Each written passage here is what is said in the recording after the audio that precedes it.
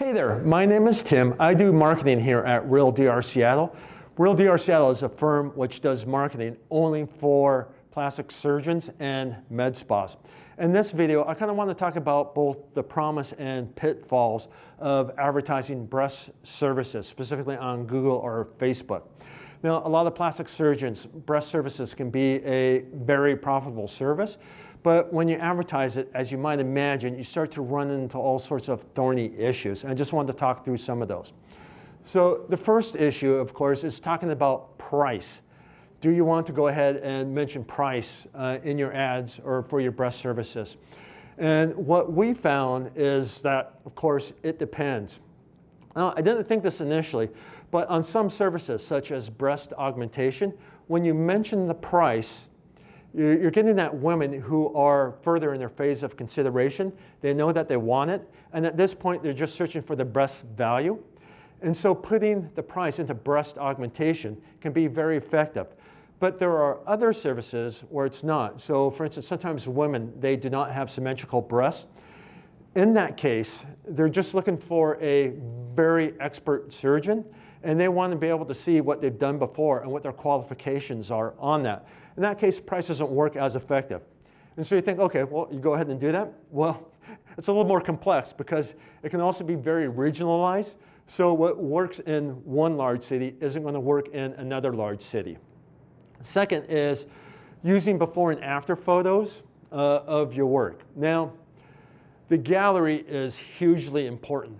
I've worked with plastic surgeons where their gallery of photos actually gets more hits than their main page or their home page. The first thing that clients want to see, they want to cut through all the marketing hype, and all they want to be able to see is your previous work. What have you done before? Okay?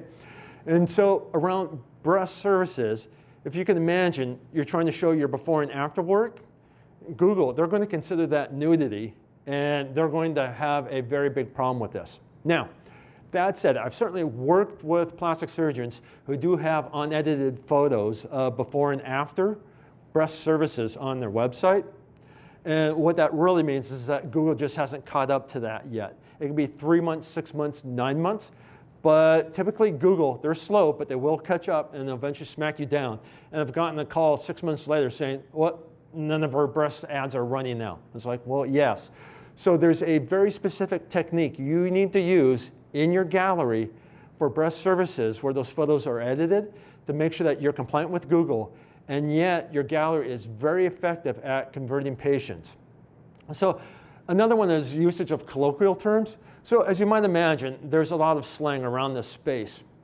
And two words that you might see, so there's a process or a procedure, breast lift, to help address sagging breasts. You'll also see the term titty lift or booby lift. And both of these come up in Google Suggests. So you think, okay, cool, I'll go ahead and I'll use both of those. Now, the problem is Google considers one of those terms as sexualized and the other as medical. But they're not going to tell you which term, okay? Furthermore, if you go ahead and you use both those terms on your website, same thing. Google's going to consider it sexualized. They're not going to run your ads. And in the worst case, they could actually ban your account. And it's very frustrating because Google recommends both these terms, but they don't tell you which term they consider X-rated versus PG-rated, all right? So another procedure is gynecomastia. This is removing excess tissue from a man's breast when a man has too large of a chest and he wants to reduce his chest circumference. Same thing, that before and after photos are very essential here. And as we all know, you see topless men on the beach, and that's no big deal. But we're dealing with men with excessive breast tissue where it's pretty near identical to women's breast, all right? So one's allowed, yet one isn't, all right? And Google, they may not differentiate between the two, and Google becomes very, very confused within the space of dealing with male's breasts. Same thing, you need a very deliberate approach so Google doesn't smack you down, and in the worst case, go ahead and ban your whole account. So another one is lactation. We had a customer, she was a lactation nurse, and she was providing a very essential service to her clients. It was a great service, but She was talking so much about breast issues. Google didn't know how to handle it. And same thing, they were so heavily restricting all of her ads. During the course of like 2 weeks, she would get like 14 impressions and 0 clicks. She wasn't getting any clients. And so she consulted with us to get her terminology right that would be allowed by Google and yet be effective and convert her prospects. And then you also have to worry about the right client.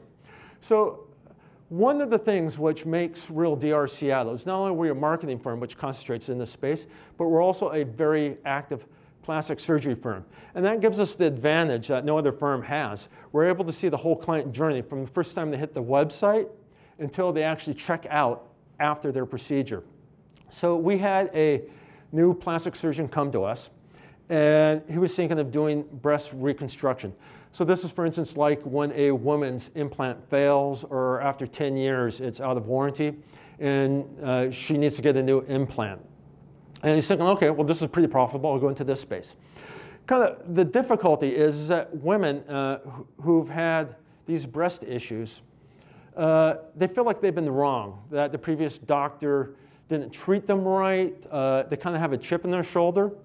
And so when they come in, they're difficult to deal with. And not only that, they're more apt to leave bad reviews. And for a brand new plastic surgeon starting out, fostering those good reviews is just critical to his business. And so what he didn't see was going after clients who needed breast reconstruction, even though it might be profitable, it wasn't a good match for his business just starting out. And like I say, we knew that because not only were we the marketing firm, we're also a plastic surgery firm where we had that insight. So if you're a plastic surgery firm and you offer breast services and you want to make sure that it gets done right, that's profitable, and that you're attracting the right type of client, then I hope you go ahead and contact us. Let's just have a conversation and see how we can help. Cheers.